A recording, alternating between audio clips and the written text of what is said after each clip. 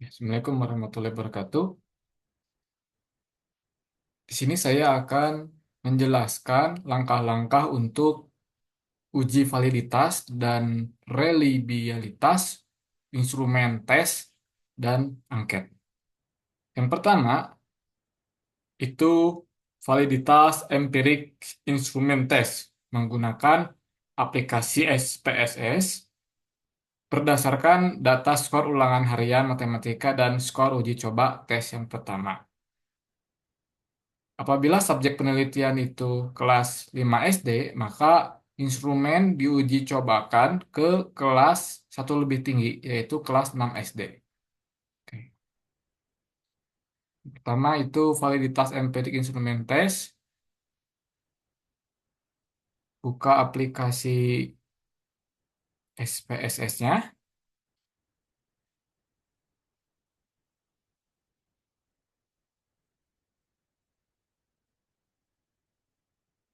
Pada menu variable view, nomor satu diisi skor underscore harian, desimalnya 0, measure-nya scale. Lalu yang kedua diisi skor underscore Senin atau tes yang ke satu, desimalnya 0, measure-nya scale. Lalu masuk ke menu data view. Nah, masukkan nilai ulangan harian siswa kelas 6 dan juga uji coba tes yang pertama.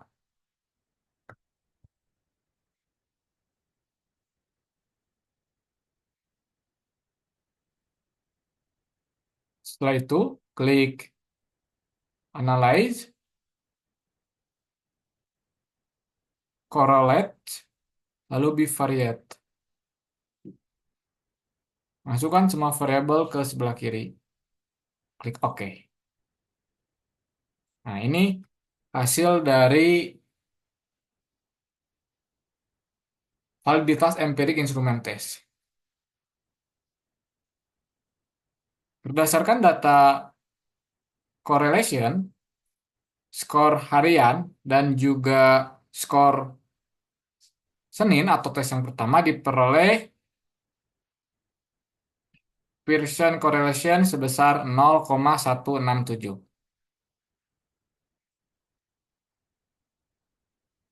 Interpretasinya yaitu ada pada rentang 0 sampai 0,2. Sehingga validitas empirik instrumen tes itu kategori sangat rendah. Ini menurut Arikunto 2017. Oke, yang kedua itu adalah melakukan validitas empirik instrumen angket. Bisa menggunakan aplikasi Anates ataupun SPSS. Sini saya akan menggunakan aplikasi Anates untuk uji coba validasi instrumen angket.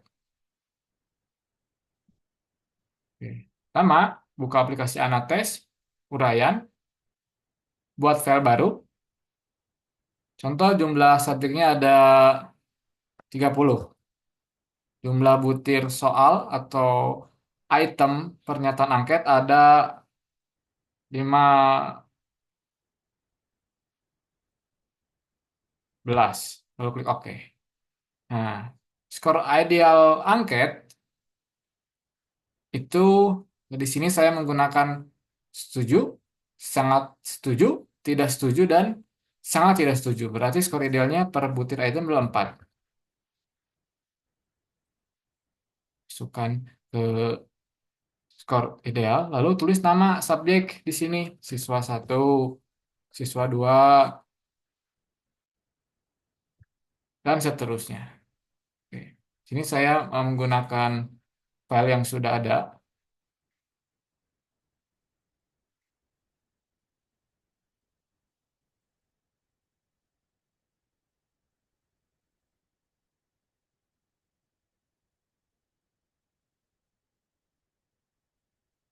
Nah, di sini saya menguji validasi instrumen angket yang terdiri dari 10 pernyataan. di mana jumlah subjeknya terdiri dari 30 siswa. Oke, setelah masuk eh, datanya, lalu klik kembali ke menu utama, lalu klik olah semua otomatis.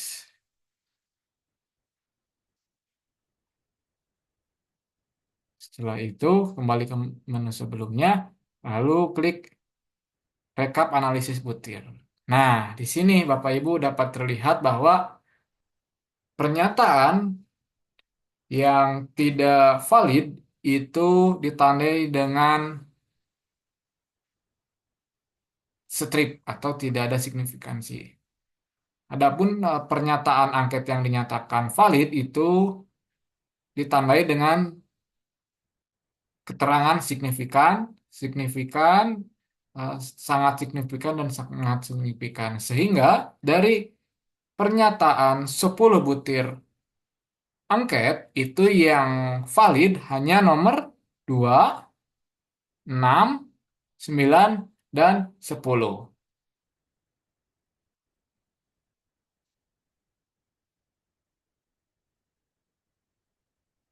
Oke, sekarang eh, mencoba validitas instrumen angket menggunakan aplikasi SPSS.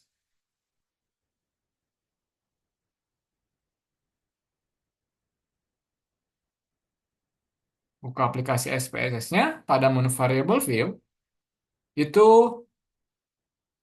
pada kolom yang pertama diberi nama nom underscore 1 atau siswa underscore 1, lalu desimalnya 0, measure-nya scale. Saya ini mencantumkan 10 pernyataan butir angket. Berarti dimasukkanlah 10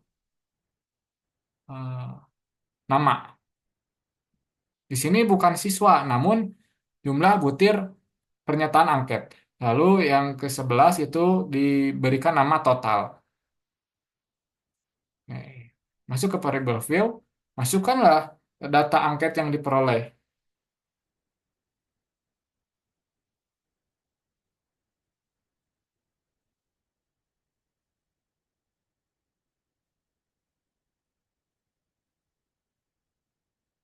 Oke, setelah itu untuk total, ini merupakan total tiap-tiap item. Nomor satu, 2, 3. Untuk menghitung total tiap item, menggunakan menu, transform, lalu klik compute variable. Nah, ketik total, lalu masukkan nomor satu tambah nomor 2 tambah nomor 3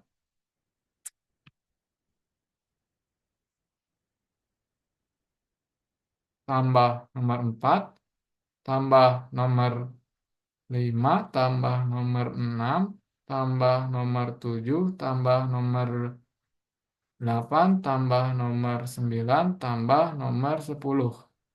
Lalu oke. Oke.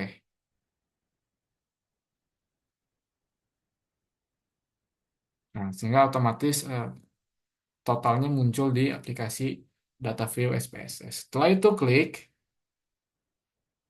Analyze,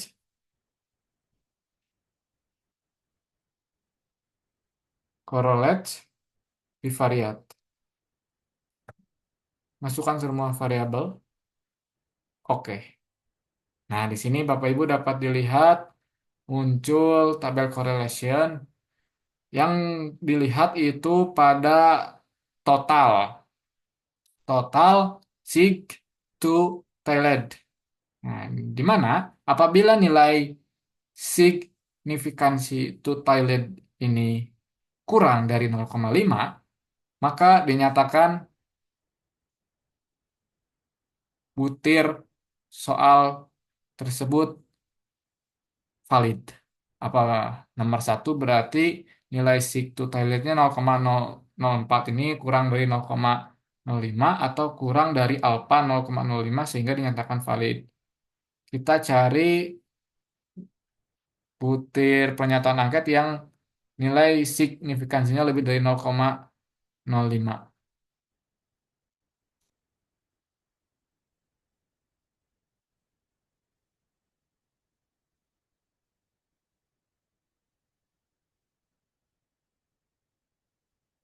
Nah ini Bapak Ibu, pernyataan nomor 4, nilai signifikansi totality-nya adalah 0,498. Ini lebih besar dari alfa 0,05. Sehingga untuk nomor 4, pernyataan angket ini dinyatakan tidak valid.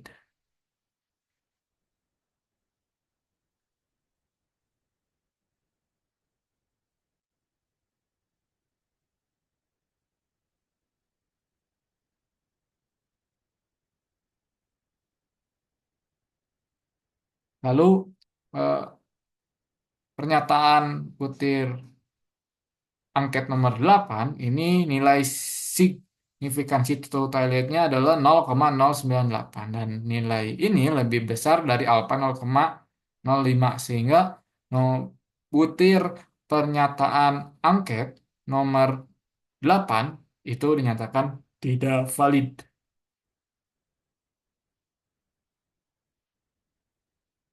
Ya. Oke, baik berikutnya Bapak Ibu menghitung reliabilitas internal instrumen tes. Ini menggunakan aplikasi SPSS berdasarkan uji coba tes yang pertama.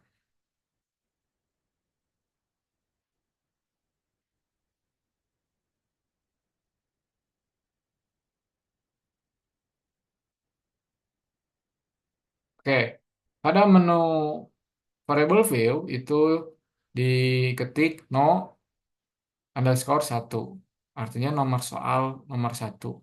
Yang kedua, no underscore dua, artinya nomor soal nomor dua. Dan yang ketiga, no underscore tiga, artinya nomor soal yang ketiga. Lalu desimalnya pastikan nol dan measure-nya scale. Lalu klik pada variable view,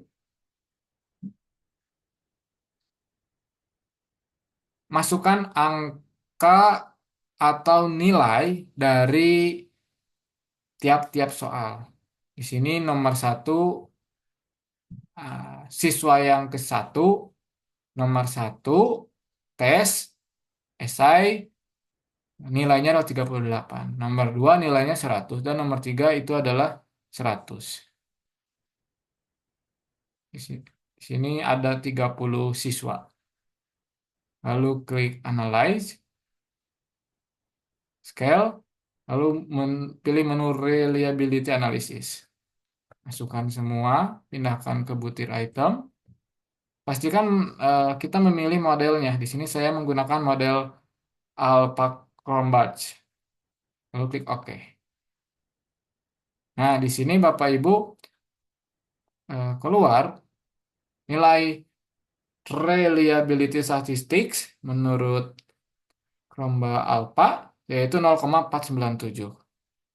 Artinya, apabila kriteria reliabilitas ada di rentang 0,41 sampai dengan 0,7 itu adalah sedang. Dengan demikian, tingkat reliabilitas instrumen tes ini pada kategori sedang.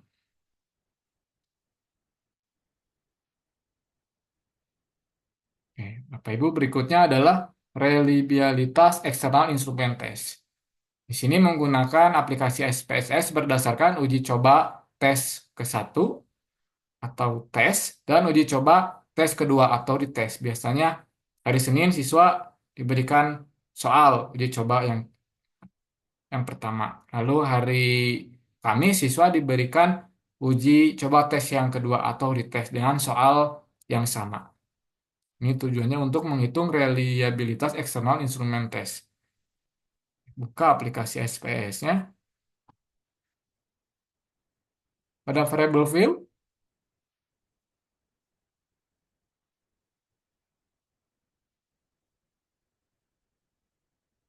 pada variable view diketik nama score underscore test underscore Senin. Lalu pada variable view yang kedua, score underscore test underscore score underscore test underscore Kamis. Oke. Lalu desimalnya nol dan misurnya scale. Masuk ke data view, masukkan nilai siswa yang diperoleh,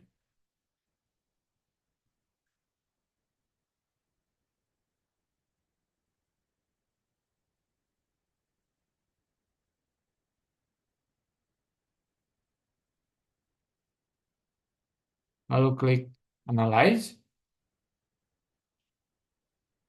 klik correlate, lalu bivariate.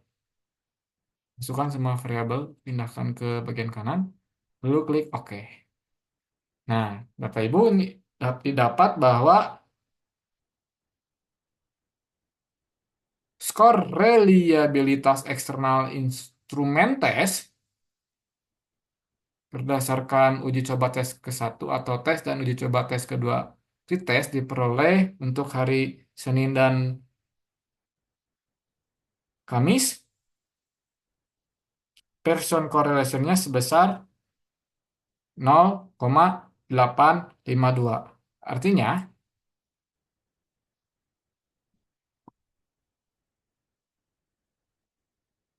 correlation terletak di antara 0,41 hingga 0,7 dengan kategori sedang. Dengan demikian,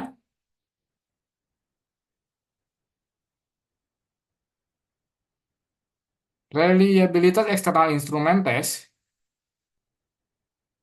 pada kategori sedang, ya, 0,852, kategori reliabilitas instrumen eksternalnya pada kategori sedang. Berikutnya Bapak Ibu adalah uji coba reliabilitas instrumen angket. Pertama, itu menggunakan aplikasi Anates.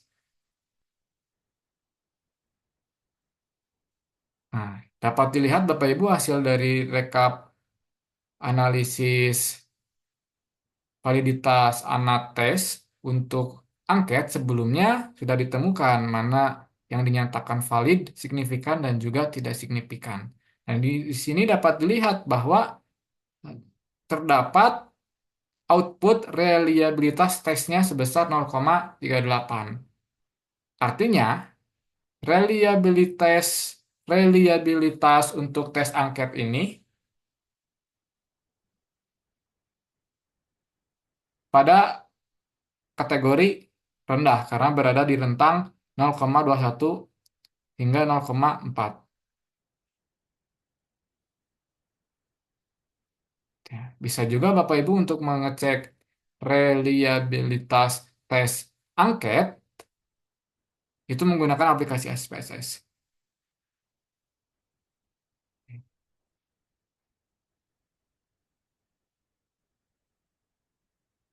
Caranya, yang pertama klik Analyze. Oke, sebelumnya untuk di variable view, eh, ketik nomor 1 angket, nomor 2, nomor 3, nomor 4, hingga nomor 10, dan pastikan desimalnya 0 dan misurnya scale. Lalu klik data view, masukkan data angketnya, lalu klik Analyze, klik menu scale, lalu klik reliability analysis. Masukkan nomor 1 sampai 10. Oke.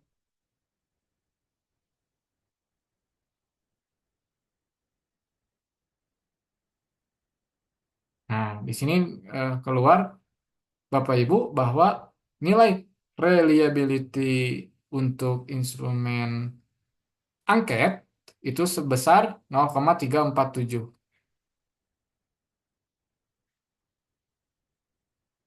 Ini berada di rentang 0,21 hingga 0,4 pada kategori rendah. Dengan demikian bahwa reliabilitas untuk instrumen angket pada kategori rendah.